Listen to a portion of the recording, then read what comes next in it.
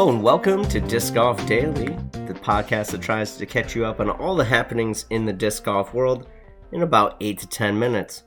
I'm Brian Papa Wolf Frawley, and I'm thankful that you're listening today. Let's get right into the Dynamic Disc Open. After 2 rounds, the FPO had a 3-way tie first with Lisa Fagis, Haley King, and Missy Gannon, with Holland Hanley rounding out your lead card. It was a slightly better weather day until the rain started, but things still did start off hot for many of our players. Missy Gannon, Haley King, along with Holland Hanley and Natalie Ryan, birdied 3 out of the first 4 holes, although Natalie Ryan and Holland threw a bogey in there as well.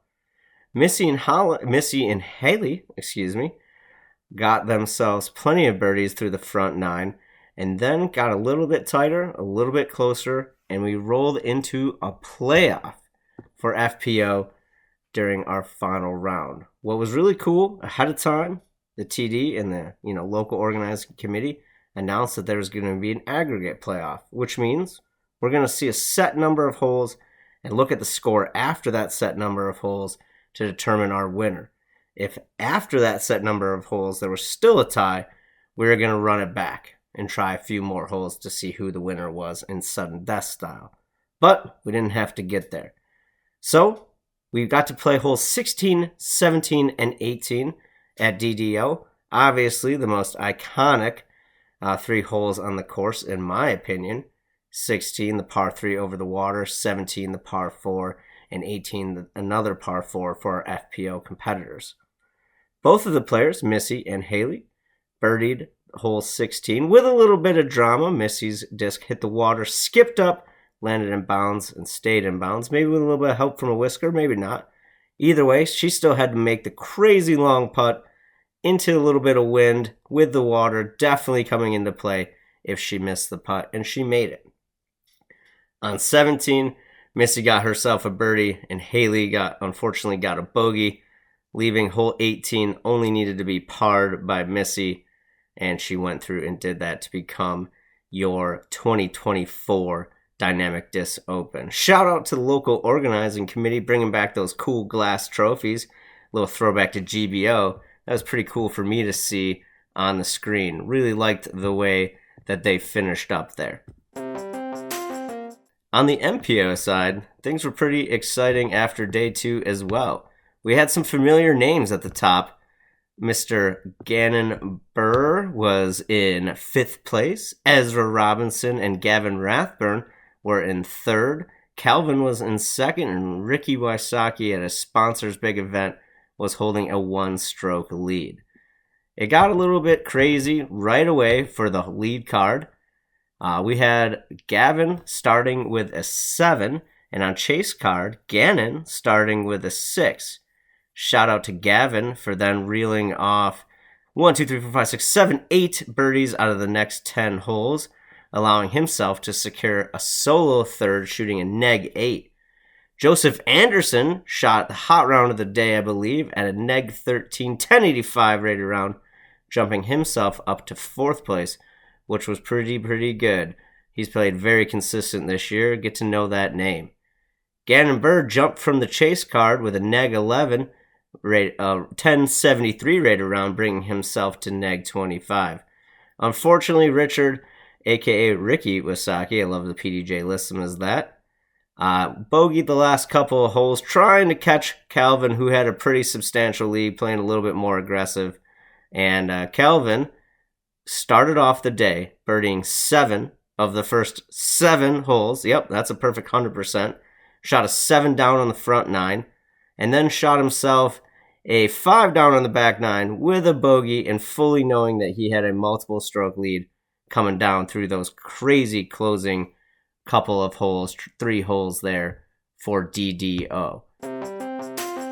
We had some really exciting people shoot off above their rating. Shout out to Emily Weatherman, who rocked 60 points over her rating for the event, and Emma Arp rocking 57 points over their rating, and Lisa Fagis, who came in 4th, still shot 25 points over her rating, so congrats to her. On the MPO side, Gavin Rathburn averaged 28 points higher than his rating. Mason Marchbank averaged 24 points over his rating. And Calvin Lundquist averaged 21 points over his rating. And more importantly, those players were all in the top 11. So not only did they average higher than their score, but their rating's already pretty high. So congrats to them. As you know, we definitely have Yang with our Yang. Maria Oliva, Deanne Carey, and Raven Klein were your highest 3 rated FPO players to not cash. Cole Radalin, Joel Freeman, and Asterix Bradley Williams were your highest 3. Bradley DNF'd pretty early on Friday, if I remember off the top of my head. Little Disc Golf Pro Tour update for you, standings-wise. Anthony Barella is still on top of your MPO with Gannon Burr in second and Ricky in third. Evelina and Kristen, although they didn't play this week, are still 1 and 2. Owen is in third. She jumped up nicely. I believe Missy jumped up to fourth as well. It will be really interesting to see where those scores lie after next week when the Disc Golf Pro Tour goes international and heads over to Copenhagen. But we'll talk about more of that next week, my friends.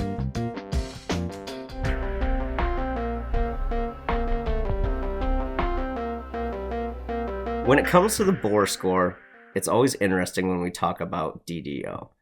A lot of people like the open layouts. A lot of people like the closing holes. There is a lot of chaos. But what does bring that chaos is a little bit of consistency, ironically. Unfortunately for our FPO friends, hole 16 was not their friend. Specifically, today it was not their friend. Hole 16 had only a handful of scores coming from a differential, but it had an awful lot of bad scores. It averaged a 3.88 today, playing way over par, and unfortunately seeing a lot of our friends get a bogey. In fact, 79% of our friends got a bogey. Hole 11, 79% of our friends got a par. So that's a little bit of balance there. A little bit on the boring side, if you think. We had a lot of good, though, as well. Hole 18 and hole 14, specifically for the MPO, saw the widest scoring separation and spread. Brings a lot to that entertainment value for the hole. On our MPO side, we did pretty good across the board as far as scoring separation goes. A lot of variety, and it was really interesting to see all the varying scores, especially on hole 1 for the MPOs to start. There was a very wide range of scores recorded on a lot of holes, but I really like to focus on hole 1 specifically for our MPOs. Wasn't, to my knowledge, any birdies, or any eagles, but I will double check quickly as I run through the internet. No, there were no eagles on that par 5. But today specifically, if you think about it, you had about a 50% par rate and a 40% bogey rate and only about a 10% birdie rate. So a lot of chaos to start the event. Great for the spectator, great for the fan following along at home. Overall, a wonderful score for our friends who laid out that course.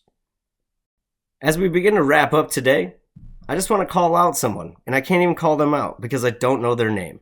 But a random gentleman during warm-ups at my local C-Tier this weekend came up to me and said he listens to Disc Golf Daily and that he really enjoyed everything that the people that talk about and are allowed to speak on this wonderful podcast say. So shout out to him. If you're listening to this right now, make sure you tell a new friend this week about Disc Golf Daily. It's short, it's fast, and gets you all the information that you need. Thanks again for listening. Remember that if you have any comments, concerns, needs, wants, or snide remarks, you can find us at discgolfdaily@aol.com or on our Facebook page. Until next time, keep it in fairway.